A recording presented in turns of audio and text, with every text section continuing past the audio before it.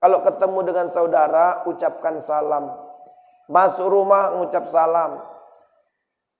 Ini ku tengok ucap salam kayak mana mau dapat berkah. Orang ucap salamnya pun nggak bener. Kak, Assalamualaikum katanya. Datang kakak ini, lam katanya. Apa arti Assalamualaikum? Assalamualaikum, keselamatan buatmu. Dijawab, waalaikumsalam. Anak zaman sekarang coba mau pergi sekolah, betul nggak salamnya? Enggak. Nyium tangan ayahnya aja, nyium tangan maknya aja, itu salah. Tolong Bu, nanti diajarkan buat anak-anak kita. Jangan mau ibu kalau pegang tangan, dicium tangannya itu diletakkan di sini. Atau diletakkan di sini. Tapi dicium, aroma tangan emak tuh, ayah tuh, ini berkahnya di situ. Dicium. Bahkan ulama mengatakan, beliau itu kalau cium tangan tuh bolak-balik. Kenapa? Ngarep berkah kalau orang bilang. Ini enggak diletakkan di sini. La ilaha illallah. Apa itu? Ada yang gini. Jadi pegang. Bu, memang ini bukanlah suatu tuntunan. Bukan berarti ini bilang wajib, enggak. Tapi ngarep berkahnya orang tua itu. Assalamualaikum warahmatullahi wabarakatuh.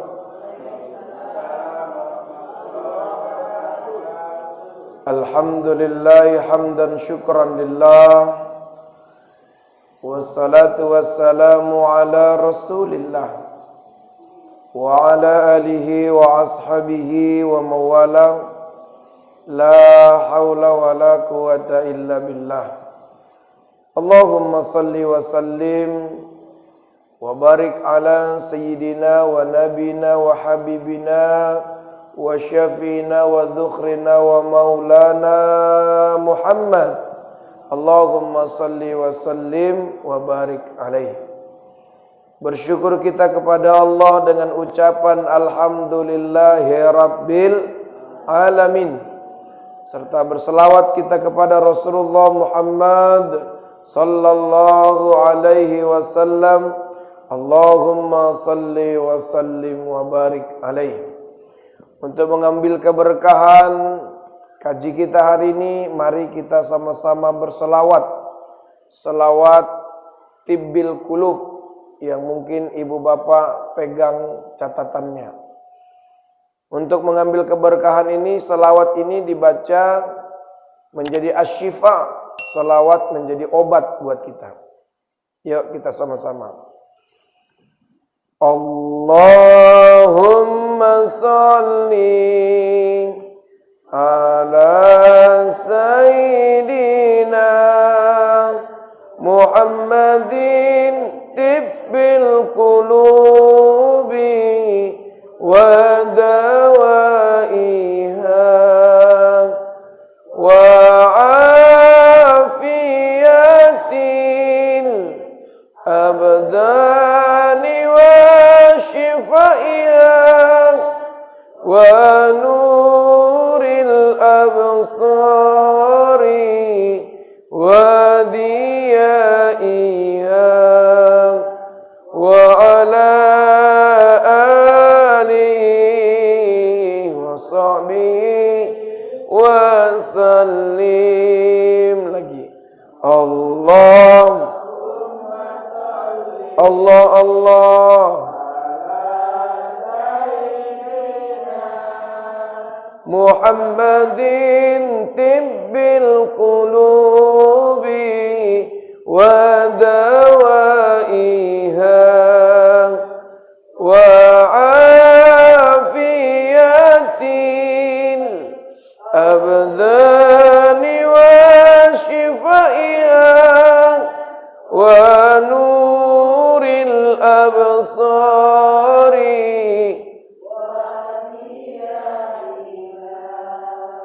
wa ala alihi wa sahbihi wa sallim.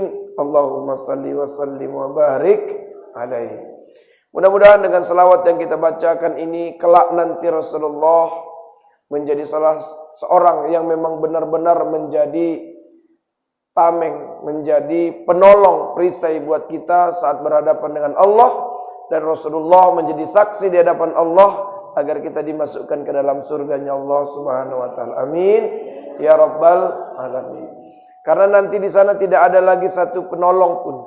Tidak ada satu bisa mendapatkan bantuan apapun kecuali bantuan syafaat dari Rasulullah. Rasulullah mengatakan ada dua nanti orang yang berhak mendapatkan syafaat dariku, kata Rasul. Siapa dia? Yang pertama, orang yang lisannya lazim menyebutkan salawat kepadaku. Salawat ini kelihatan ringan Bapak Ibu, tapi fadilahnya Masya Allah. Kelihatannya sederhana. Ibu kalau di rumah tuh banyakin selawat. Aktivitas hari-hari banyakin selawatan. Selawat terserah, mau selawat badar boleh, selawat qadariyah boleh, selawat nariyah boleh, selawat Jibril boleh, selawat Ibrahim boleh. Ya. Kalau selawat Jibril yang kita baca tadi. Kalau zikirnya cuman sallallahu ala Muhammad, itu aja. Sallallahu ala Muhammad, sallallahu ala Muhammad, sallallahu ala Muhammad, sallallahu ala Muhammad. Itu selawat Jibril. Ada selawat Ibrahim yang seperti kita baca biasa. Allahumma salli ala sayyidina Muhammad wa ala ali sayyidina Muhammad wa barik ala sayyidina Ibrahim wa ala ali sayyidina Ibrahim sampai habis. Itu selawat Ibrahim. Ada selawat Badar yang sering kita baca tuh. Dulu orang-orang tua dulu selawatan Badar tuh. Kalau ngayunin anak, salatullah salamullah ala taha rasulillah salatullah salamullah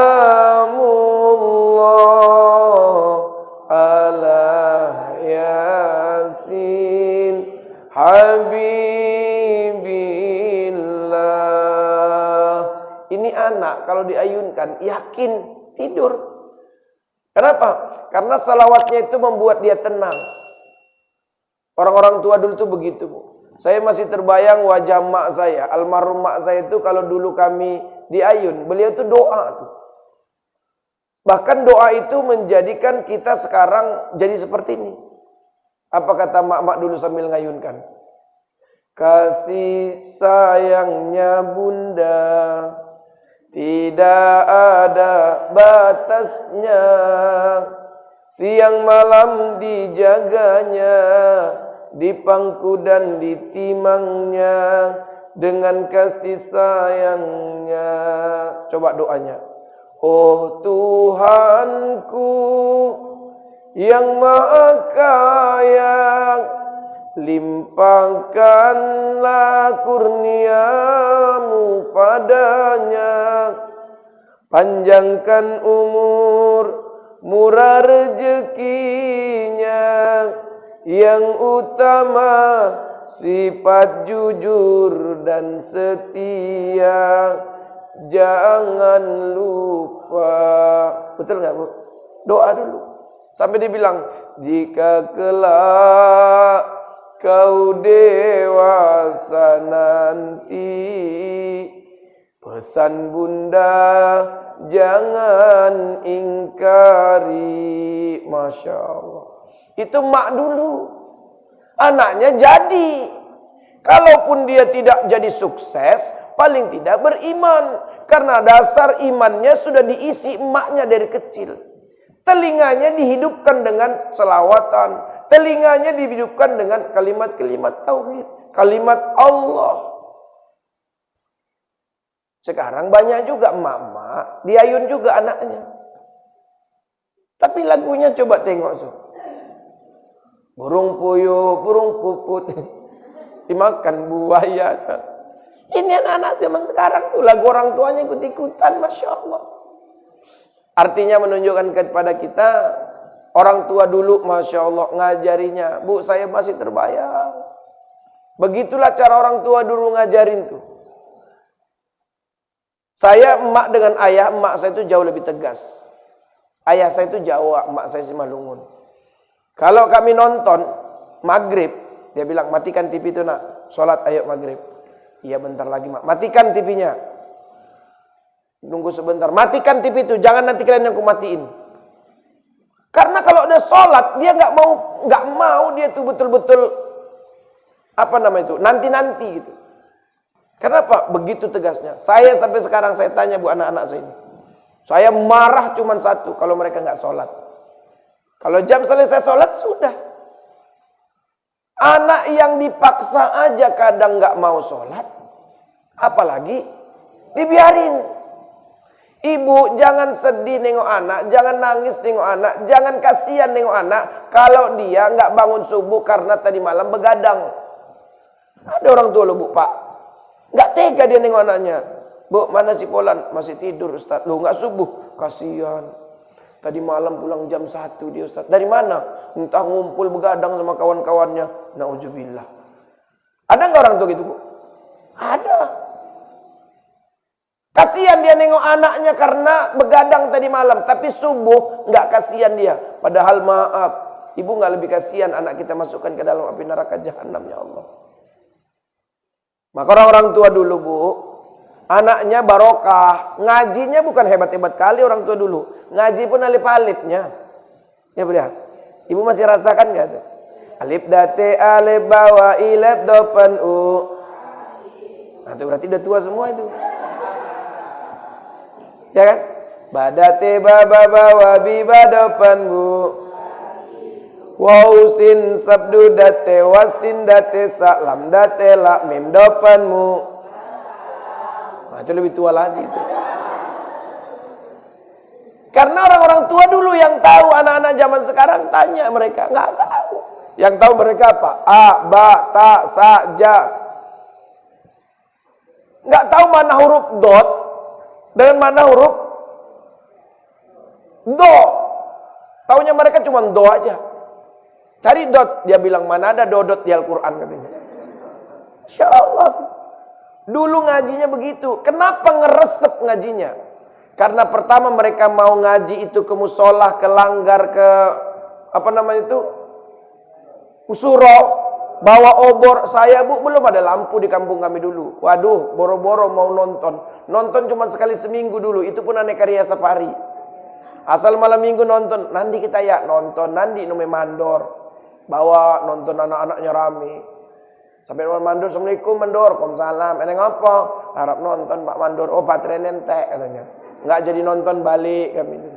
Asal malam minggu berdiri di depan rumah orang nonton. Selesai filmnya, lagu yang kuingat itu Anda suka, semua suka, buatan. Maka Anda tua betul. Tua betul semua nih betul. Ya kan Pak? Masih teringat gak? Terbayang gak itu? Permainannya bu, Masya Allah. Patok lili, ya kan? Petek umpet. Sekali ngumpet gak dapat-dapat. Orang udah dalam sumur awak. Masya Allah. Tapi kenapa berkah? Karena memang tidak seperti sekarang terkontaminasi dengan gadget. Karena orang tua dulu ngajak tuh pakai iman. Bukan pakai nafsu. Orang tua dulu ngajak, bukan nyuruh. Sekarang coba tengok, orang tua banyak apa? Nyuruh. Sholat kalian, sholat. Ke masjid nak, ke masjid. Ramaikan tuh masjid-masjid. Emaknya gak ke masjid. Ayahnya gak sholat. Kata ayahnya, betul kata mak tuh. Ke masjid kalian, ramaikan. Datang anak yang protes tadi, ayah gak ke masjid. Gak usah banyak kali muncung kau tuh. Ayah pula kau tanya-tanya. Ayah masih banyak pekerjaan, tapi duduk, dia merokok, santai maghrib tuh. Ya kan? Datang mamaknya bilang, itulah kalian ke masjid, biar bagus kalian nanti nak, biar jangan kayak ayah kau tuh. Katanya emang kau pun bagus sekali rupanya. Laki bini berantem, aku bilang kata bininya, Ustaz, aku sedih kali ku rasa kawin sama dia. Kenapa bu? Memang laki bandit. Ibu kok mau kawin sama bandit? Orang aku dulu juga maling kok Ustaz. Sama aja, cuman aku udah tobat Ustaz. Ya ilaha illallah. Bu, dulu ngajak mak-mak kita dulu, ayo nak baca Quran dulu nak. Ayo nak baca Quran. Mak itu pun juga baca. Sekarang coba ya Allah nyuruhnya cepet. Maka aku tengok bu kalau sholat tarawih di mana-mana masjid, anak-anak rame kali. Orang tuanya entah kemana. Sampai-sampai aku tanya, ayah kau mana? Di rumah. Mak kau di rumah. Ya Allah kayak yatim piatu aku tengok orang itu. Karena nyuruh. Ngaji Bu dulu. Saya sedikit memori ini. Ngaji dulu ke musola ke Langgar tuh ya Allah. Begitu diantar ke tempat guru. Assalamualaikum Ustazah. Waalaikumsalam Ustazah, tolong ajari anak-anakku ya Ustazah. Baik Bu. Dikasihnya anak, dikasihnya alif-alif tadi. Sama dikasih kayu 1 meter. Ini Ustazah. Kami bilang gini, ya Allah mak, kejam kali lah mak kami ini. Kenapa? Kata Ustazah tuh, biar tahu kalian adab. Maka kalau guru tuh ngaji nggak perlu, marah nggak Bu? Marah nggak kita? Berani nggak kita kalau pulang ngadu? Kalau ngadu kayak mana? Tambah mama gitu. Kau kok nangis? Nggak apa-apa mak. Kau kok nangis? Kok kau pegangi kupingmu? Nggak apa-apa. Nggak apa-apa, nggak apa-apa, tapi nangis. Kau berantem? Enggak. Jatuh? Enggak. Jadi kenapa? Dijewer sama ustazah. Memang kau yang salah. Kau yang salah. Ditambah sama mak kita itu Pak. Betul nggak Bu? Sekarang bisa nggak dibuat gitu? Assalamualaikum, waalaikumsalam, mama. Kenapa kau dijewer sama guru? Ayo. Mana guru kau tuh? Memang aku aja nggak pernah nyubit kok emak kau pun dicubit. Diadukan gurunya, masuk penjara. La ilaha illallah. Maka guru-guru sekarang Bu malas marah sama anak-anak. Begitu anak-anak lasak lompat sana, jangan ribut. Gitu aja. Saya pernah tanya, kau kok nggak kau marahi anak, biarkan aja. Kenapa? Nanti aku dilaporkan sama kepala sekolah.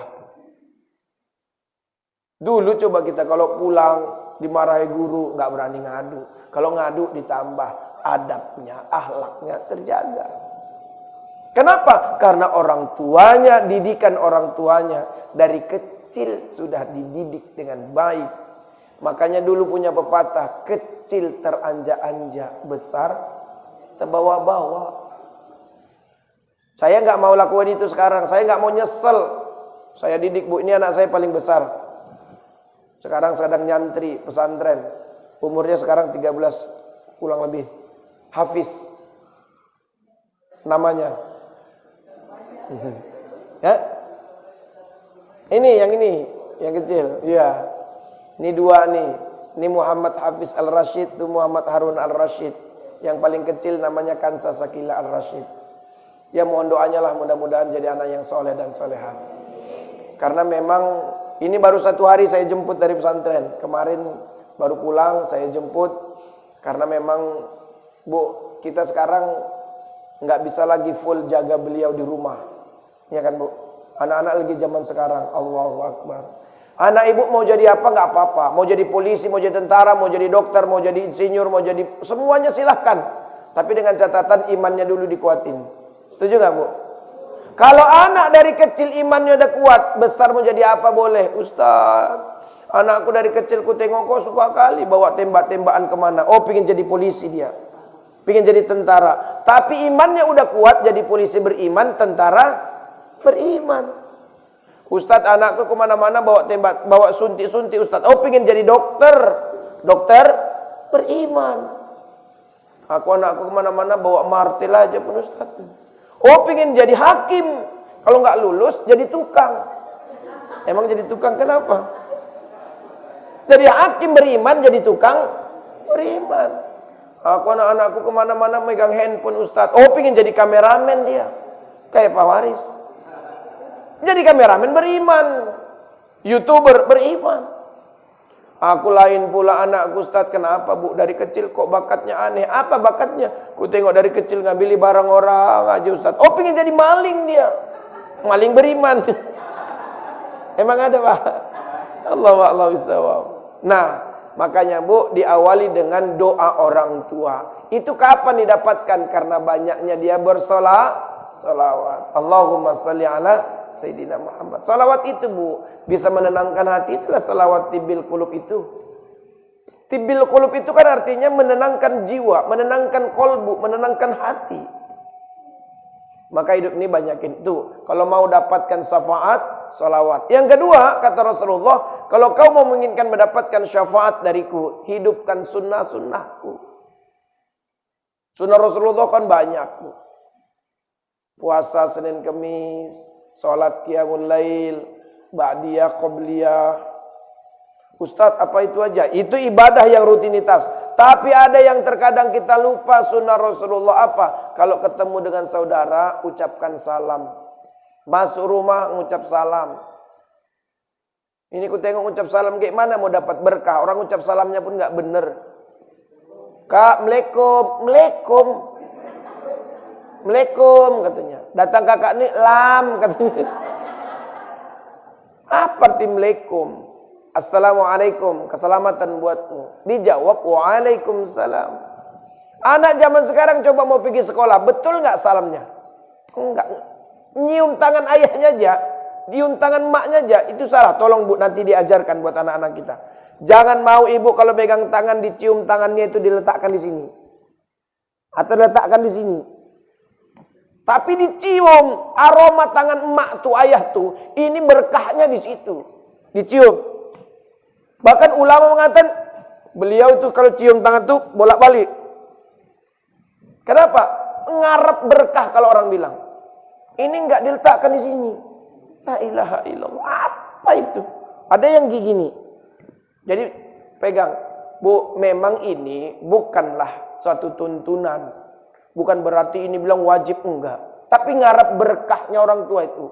Ngucap salam itu yang jadi sunnah, tapi diiringi dengan salaman. Kalau di luar negeri kan jarang ada salaman, cium tangan itu jarang. Memang budaya itu.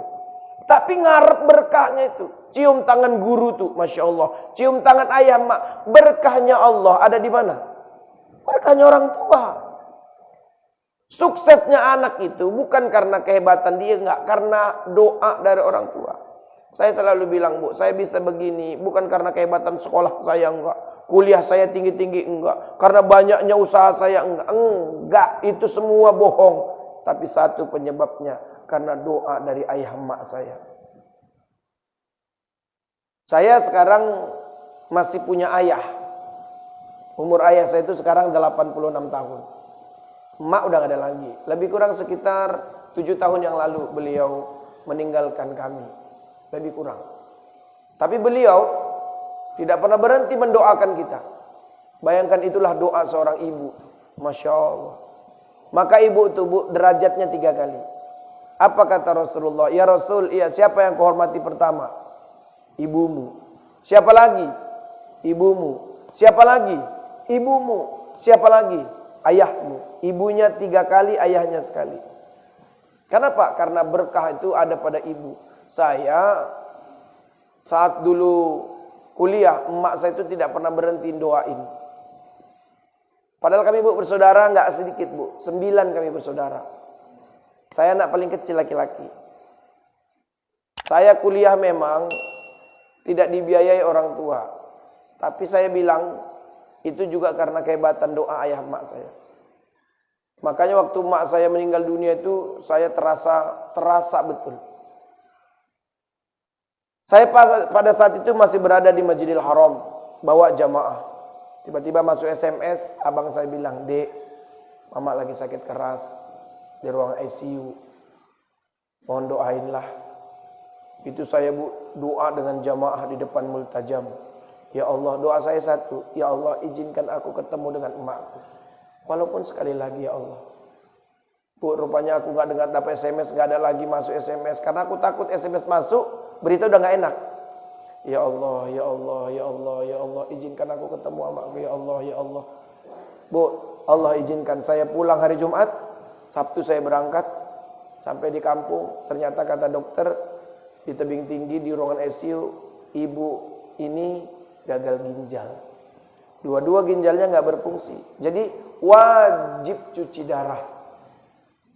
Saat itu usia emak saya 70 tahun. Saya bilang, Masya Allah, kami nggak tega nengok emak cuci darah, udah tua. Bahkan beliau tidak sadar.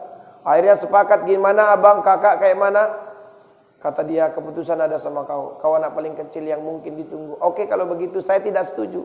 Akhirnya kata dokter, kalau bapak nggak setuju, tanda tangani surat. Silakan kalau mau dibawa. Kalau mau di sini juga nggak apa-apa. Tapi kami tidak tanggung jawab lagi. Prosedur dokter, akhirnya saya bawa emak kami pulang ke tempat abang. Bu, berjalannya waktu jam 4 lewat 45, nampaknya emak kami sudah mulai agak gara-gara. Saya talkinkan, saya bacakan, saya ajarin, bimbing. Akhirnya beliau wafat di pelukan saya. Doa saya dikabulin Allah. Akhirnya kami bawa ke kampung. Sampai di kampung, begitu sampai di kampung, takziah pagi-pagi, datang Bilal mayit. Saya tanya, ibu siapa? Saya Bilal mayit. Saya bilang, ibu mohon maaf, ibu cukup lihatin aja ya. Kenapa? Ibu mau ngapain? Saya mau mandikan almarhumah. Saya bilang, biarkan kami anak-anaknya yang memandikan mak kami. Kami tidak izinkan disentuh tangan orang lain kecuali tangan kami. 9 kami bersaudara. Dari kecil mak kami mandiin kami. Mak kami nggak pernah bosan memandikan kami. Selesai kita kotor keluar, begitu datang mandiin lagi. Paling bilang, mak, kotor lagi lah kalian. Nak udah mak mandiin, tapi mak nggak pernah nangis, nggak pernah marah melihat dimandiin lagi. Dan saya bilang, duhai Allah izinkan aku yang memandikan mak. Akhirnya bu, memang saya bisa Bilal mayit. Saya yang mandikan. Saya bilang, abang-abang, kakak, pangku, mak, yuk kita mandiin. Dari sejak kecil kita dimandikan mak. Biar aku yang nyiramin, aku yang mandiin. Pelan-pelan kami bersihkan mak kami itu. Sambil bicara, mak, maafkan kami nggak bisa ngasih yang terbaik buat mak. Akhirnya selesai kami mandikan. Kami bawa kain kafan. Menggulung kain kafan itu sambil bicara di hati, mak, dari dulu mak belikan baju apapun buat kamu. Sekarang mak nggak minta apa-apa. Mak cuma minta satu. Hari ini kain kafan inilah yang bisa kami kasihkan. Kami gulung kain kafan. Selesai, bawa ke masjid. Sampai di masjid, sebelum dikebumikan, kami sholatkan. Lalu saya tanya abang-abang, bang, kita 5 laki-laki bersaudara. Siapa di antara abang yang sanggup jadi imam? Abang saya bilang, kaulah yang paling bisa. Udahlah, kau aja lah. Di situ baru saya terbayang, bu. Dulu, emak saya pernah bilang, 9 kalian belum saudara, 5 laki-laki kalian. Maunya adalah 1 nanti yang jadi imam sholat jenazah emak. Disitulah saya tidak sanggup, bu. Saya terbayang doa dia. Ya Allah, doa emakku dikabulkan Allah. Saya bisa jadi imam sholat jenazah mak saya. Kenapa bisa dilakukan oleh anak-anaknya? Karena mak kami dulu tulus, ikhlas mendidik anak-anaknya. Karena begitulah keberkahan itu ada pada orang tua. Maka jangan sampai kita yang merasa hari ini udah sukses, udah senang, karena kebahagiaan kita ini hebat. Enggak. Itu karena jasa ayah dan mak kita. Maka bu, seringlah kirimi fadilah Fatihah, doalah. Kenapa? Itu yang diharapkan sekarang. Tahu nggak Bapak Ibu? Orang tua sekarang sedang berada di alam barzah. Ternyata sedang duduk tenang. Ditanya oleh malaikat, ditanya oleh sang jenazah, wahai malaikat, kenapa nggak kau siksa aku? Biasa kau nggak berhenti menyiksa aku. Kata malaikat, aku malu. Ada anak-anakmu yang sekarang berdoa, bermunajat kepada Allah untuk ampunanmu. Bayangkan, di saat kita berdoa, di situ malaikat berhenti menyiksa sang jenazah. Bayangkan, kalau kita doa selalu setiap saat, mak dan ayah kita itu bu, merasakan nikmatnya punya anak kayak kita. Karena apa? Karena tanggung jawab kita belum berhenti sampai kita udah mati untuk orang tua itu. Apa tanggung jawab kita Ustaz? Berdoa kepada Allah. Dan itu keberkahan bisa kita dapatkan kalau orang tua kita juga selalu doa dan munajat. Ibu, jangan berharap banyak. Anak-anak kita nanti kelak doain kita kalau kita juga orang tua tidak mau doain. Apa yang kita tanam hari ini suatu saat juga akan kita petik hasilnya. Ada satu kisah saya ceritakan. Kisah ini, ada seorang ibu-ibu usianya 80 tahun. Orang 80 tahun itu biasanya udah uzur, udah mulai ya sakit-sakitan gitu. Dia punya anak perempuan, anaknya udah menikah nih. Anaknya ini punya anak kecil, usianya lebih kurang 7-8 tahun begitu. Rupanya nenek nih, yang ibu tua tadi, nenek lah, karena dia udah punya cucu. Asal makan di meja begitu, tumpah, bersera. Anaknya tadi yang perempuan tadi membersihkannya payah. Kadang bawa gelas jatuh pecah, bawa cangkir pecah, bawa piring gelas pecah. Kata dia, "Mak, ya, Mama nih kan udah tua. Besok mamaknya makan di bawah aja ya, Mak. Kita bikinkan karpet atau tikar biar mamak di bawah, biar nggak berserak. Kalaupun berserak, saya gampang bersihinnya." Bu, anaknya ini baik nggak, Bu? Niatnya baik nggak? Baik. Akhirnya dia ganti piringnya jadi piring plastik. Dia ganti cangkirnya jadi cangkir plastik supaya jangan pecah. Niat baik, dibuat dengan baik. Akhirnya betul habis maghrib mereka makan. Nenek tuh duduk di bawah, mereka makan di meja sama ayahnya. Cucu yang 8 tahun tadi ngeliatin, "Loh, Mak, ya, nenek kok di bawah? Nenek kau tuh udah tua. Jadi kok di bawah? Nanti kalau di sini dia makan berserak, apa ya Mak bersihinnya?" "Oh, piringnya kok piring plastik, kita piring batu, piring kaca, dia kok piring plastik. Nenek kau tuh sering ngangkat jatuh, pecah. Cangkirnya pun Mak cangkir plastik." "Iya, gak apa-apa itu. Itulah karena mamak sayang sama nenek kau tuh." "Oh gitu, iya." Selesai mereka makan, didatanginya nenek tadi. "Sudah siap, Nek," kata cucu yang 8 tahun tadi. "Udah cucu, ya oke." Dibersihinnya neneknya tadi. Dia yang bersihkannya.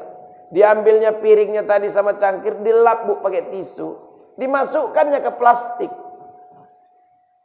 Anaknya tadi, emaknya tadi bertanya, "Loh, Nak, iya Mak. Ngapain kau bersihkan nenek? Ngapain kau masukkan cangkir itu ke plastik?" Kata cucunya tadi, kata anak yang umur 8 tahun ini, "Ini mau kusimpan loh, Mak." "Untuk apa?" "Untuk Mamak nanti kalau udah tua." Kan. Paham maksudnya? Kalau itu yang kita tanam hari ini, itu yang akan kita petik. Kalau hari ini ibu nggak mau doain ayah emak kita, jangan ngarep deh. Anak-anak kita mau doain kita.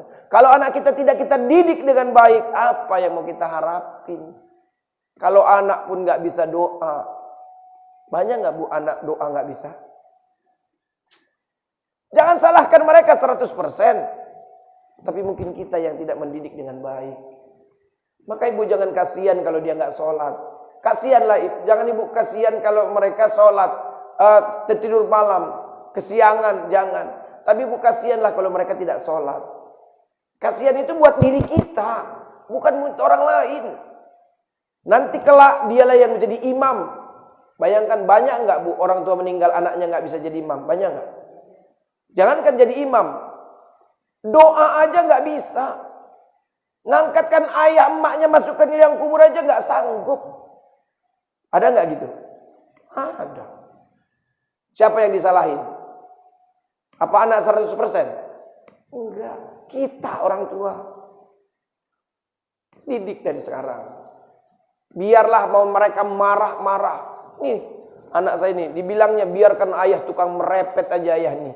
Ayah tukang marah aja ayah nih. Nggak peduli saya. Karena itu wajiban saya kepada mereka. Muncul ucapan anak begitu nggak apa-apa. Asal jangan dibilang ayah kejam kali bunuh anak. Nah itu baru enggaknya. Saya marah cuma satu, kalau mereka enggak ibadah. Ada orang tua enggak marah, anaknya enggak sholat. Apa katanya? Ya udahlah, biarkan aja. Lah biarkan aja lah. Bu, jangan sampai nanti kita nyesel belakangan. Kenapa? Karena kita nggak didik anak-anak kita buat orang tua juga nggak pernah kita buat bimbing dengan baik. Ini dia, hidupkan sunnah-sunnah Rasulullah di rumah kita. Kemudian ada dua pula orang yang tidak bisa mendapatkan syafaat. Siapa dia? Hakul walidain. Anak yang durhaka. Kita gimana nih posisinya? Ya kita berharap menjadi anak yang nggak pernah nyakitin orang tua lah. Kalau kita udah pernah nyakiti hati perasaan ayah mak kita, minta ampun lah. Kenapa? Karena kita takut nanti Rasulullah nggak ngakui kita. Bayangkan Bu, kita sekarang cinta nggak dengan Rasul? Cinta nggak Bu? Pernah nggak ketemu Rasul? Pernah lihat wajah Rasul nggak? Bisa bayangin nggak? Enggak. Karena nggak pernah kita lihat wajahnya bagaimana. Lalu nanti kalau ketemu di akhirat itu bisa tanda gak kita mana Rasulullah? Enggak kan? Yang tanda itu adalah orang yang memang dia rajin salawatan, hidupkan sunnah Rasulullah, dan tidak durhaka. Bukan cuman kita yang tanda, tapi Rasul yang manggil. Ummati ta'al. Huna. Ana Rasulullah Muhammad sallallahu alaihi wasallam. Aku ini Rasulmu. Walaupun tidak disebutkan, tapi Rasulullah kita udah tanda karena kita adalah umatnya. Tapi yang kita sedihkan, kita umat tapi tidak pernah ikut salawat. Kita umat tapi kita durhaka orang tua. Rasulullah tuh murka betul dengan anak yang durhaka sama orang tua. Bahkan sampai dibilang, nggak mau aku bantunya. Itulah tadi hakul walidain tadi. Nggak mau saya menyelamatkannya. Kenapa? Karena durhaka pada orang tua. Maka kita jangan sampai. Nauzubillah min zalik lah.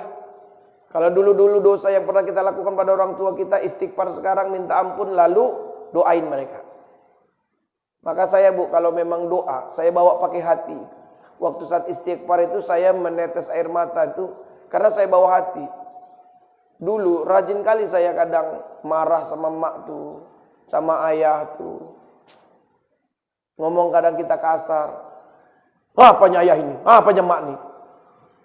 Padahal bilang aja dalam Al-Quran salah. Bilang aja. Hafiz, ambilkan ini. Aku aja pun itu dosa itu. Harun, kata si Harun, aku nggak pernah ya. Jadi cuman sama itu. Sama itu. Anak-anak zaman sekarang kan kritis Bu. Aku kan nggak pernah bilang sama ayah. Terus cuman bilang aja, sama itu. Dosa itu. Apalagi sama ibunya, Masya Allah, 2-3 kali lipat. Itulah bedanya Pak. Nyakitin ayah cuman sekali-kali lipat. Nyakitin emak 3 kali lipat. Dengar itu Harun sama Hafiz. Kalau ngomong sama ayah 1 dosanya. Tapi kalau sama emak, sama bunda 3 kali dosanya.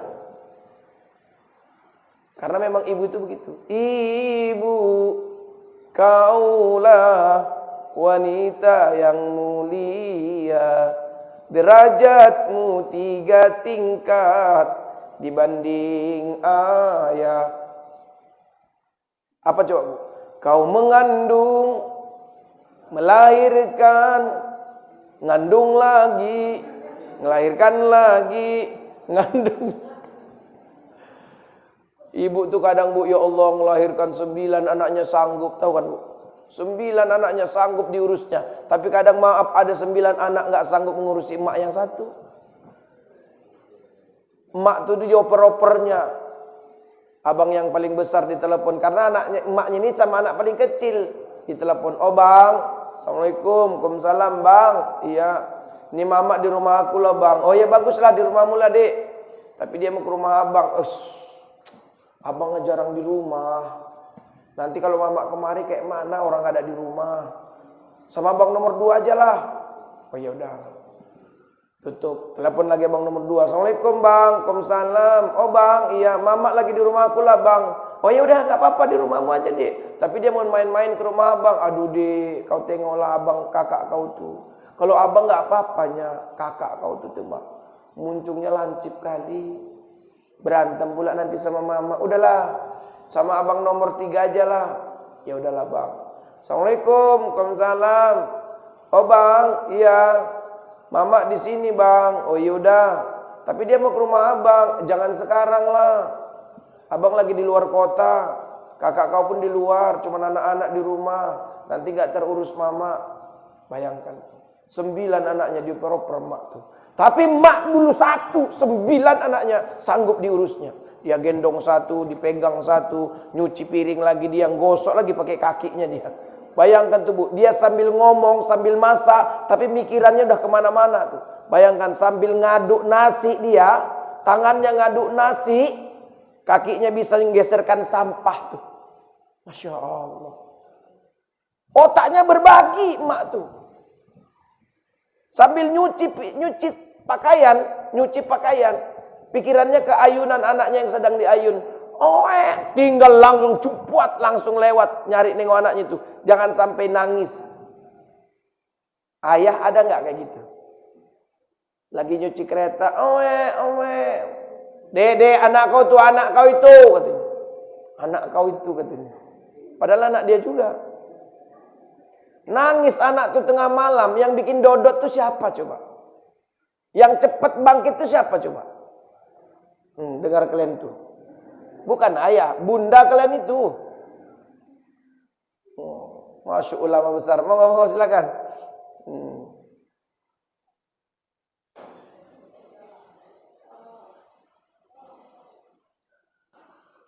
Sini.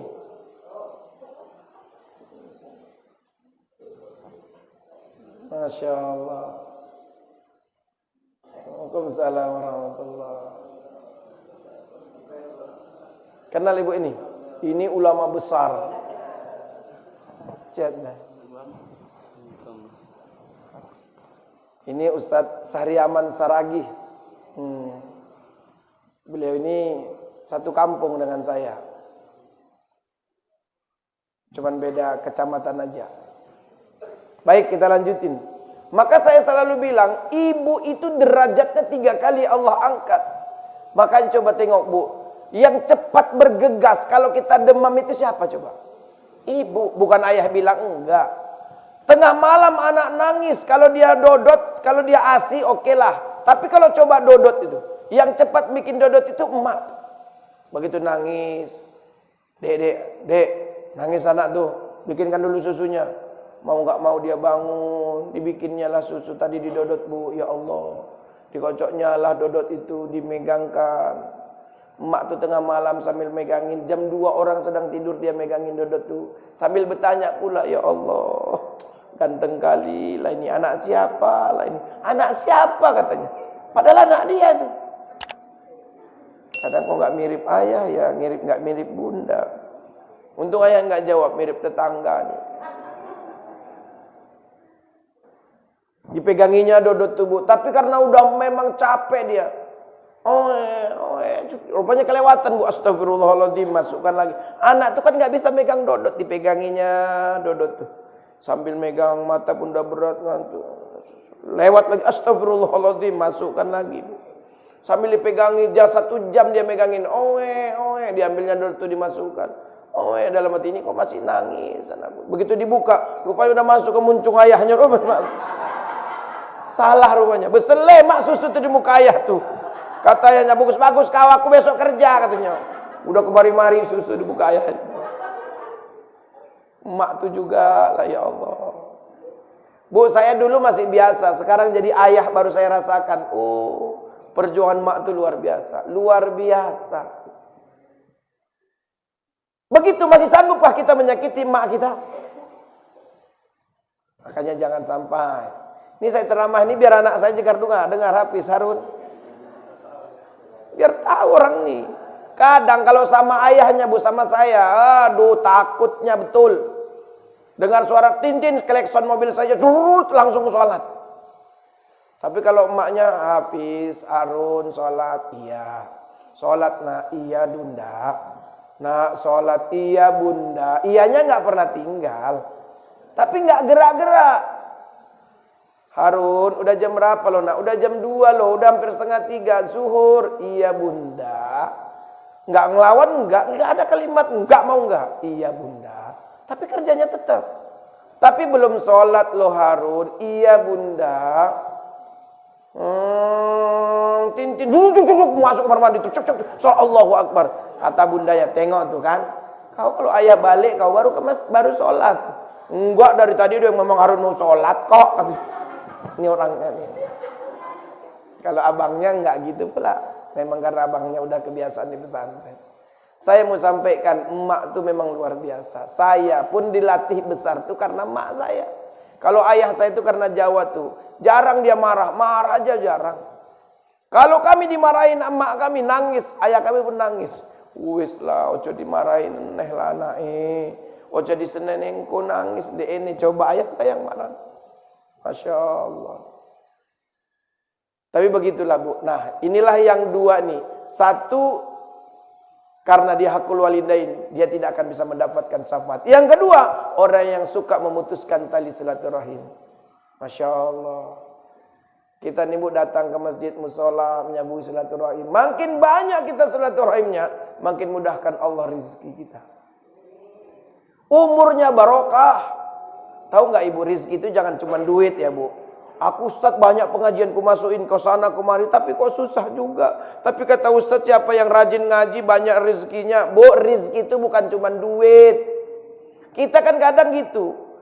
Ustaz, aku kok nggak ada rezekinya. Loh Bu, rezeki Allah udah kasihkan dengan yang lain. Apa itu? Kesehatan yang kita miliki. Sehat itu mahal, tahu Ibu? Ibu kalau dikasih Bu duit 10 juta, tapi Ibu terbaring di rumah sakit. Gigi bengkak, kaki bengkak, mulut bengkak, nggak bisa bercakap, mau? Makanya Ibu mending pilih mana? Uang banyak tapi sakit, atau nggak punya uang tapi sakit, mau mana? Satu pun nggak ada yang mau. Makanya Bu, biarlah kita sehat. Yang penting kaya, asal banyak duit. Yang penting matinya masuk surga. Ini kan sehat semua nih, alhamdulillah. Walaupun ya biasalah penyakit-penyakit biasa itu. Ustadz ceramah udah 15 kali geser sana, geser sini, selonjor pindah sana. Asam urat kumat, asam lambung kumat. Gini lebih lama, pindah lagi kemari. Dalam hati batin, lama kali Ustadz ini siapnya ini.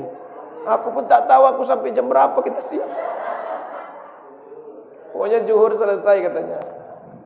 Oh iya, belum. Lama juga waktunya ini. Masih sanggup Ibu? Betul? Aku yang nggak sanggup.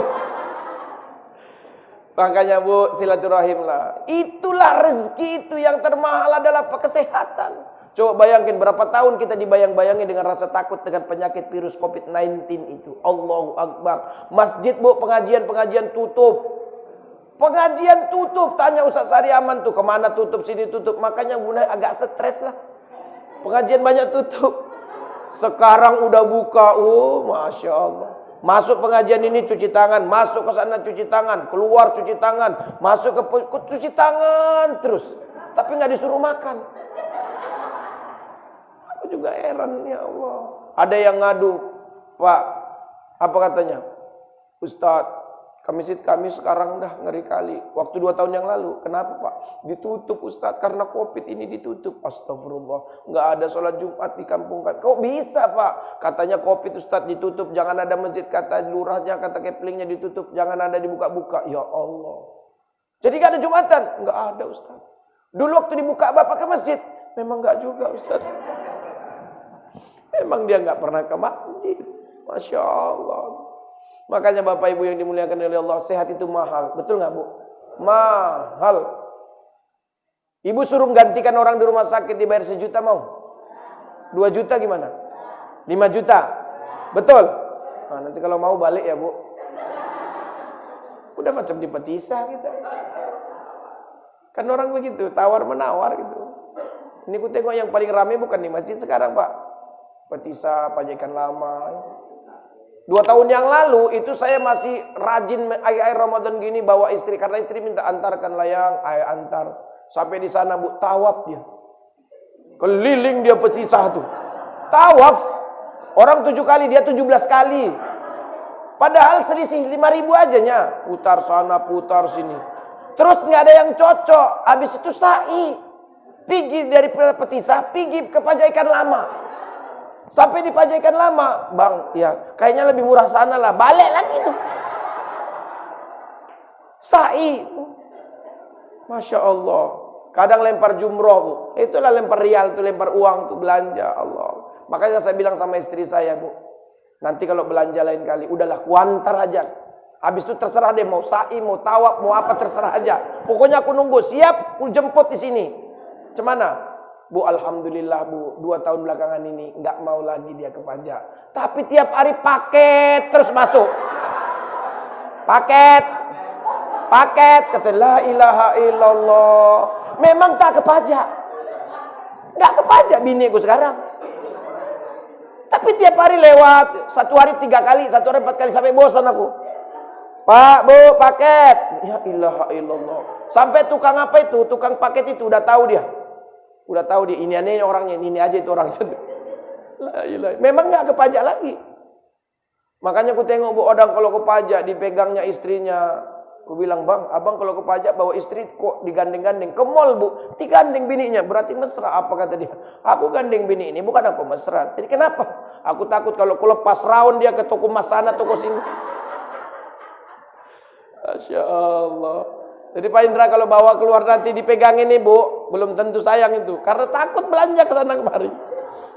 Teringat gak kita waktu di Mekah dulu Pak Indra ya?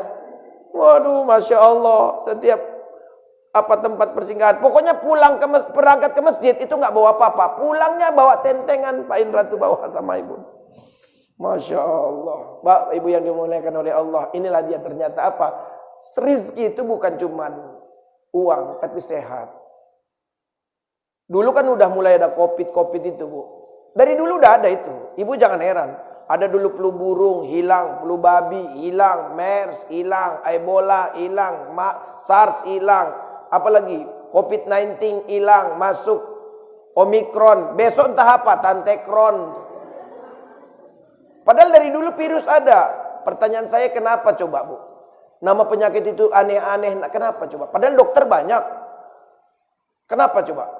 Apa karena Tuhan sudah mulai bosan melihat tingkah laku kita? Atau alam mulai enggan bersahabat dengan kita? Coba kita tanya pada rumput yang bergoyang. Ho ho ho, ho ho ho, ho. Kata siapa Bu? Kata saya barusan. Cuma Nebit yang bilangin. Baik, ini ada 2 orang mendapatkan syafaat, ada 2 orang yang tak akan bisa mendapatkan syafaat. Mudah-mudahan Ramadan ini kita kuatkan untuk mendapatkan syafaat itu. Karena memang kita belum tentu bisa bertemu dengan Ramadan yang akan datang. Manfaatkan, ada beberapa hari lagi Ramadan, malamnya kita iktikaf, siangnya banyak ibadah. Siapa tahu kita bisa mendapatkan malam yang lebih baik daripada 1000 bulan, yaitu malam Lailatul Qadar. Kepada Allah mohon ampun, Bapak Ibu saya mohon maaf. Mudah-mudahan ada hikmah dan manfaat yang kita dapatkan pengajian pada hari ini. Kita tutup dengan ucapan hamdalah. Alhamdulillahi Rabbil Alamin. Assalamualaikum warahmatullahi wabarakatuh.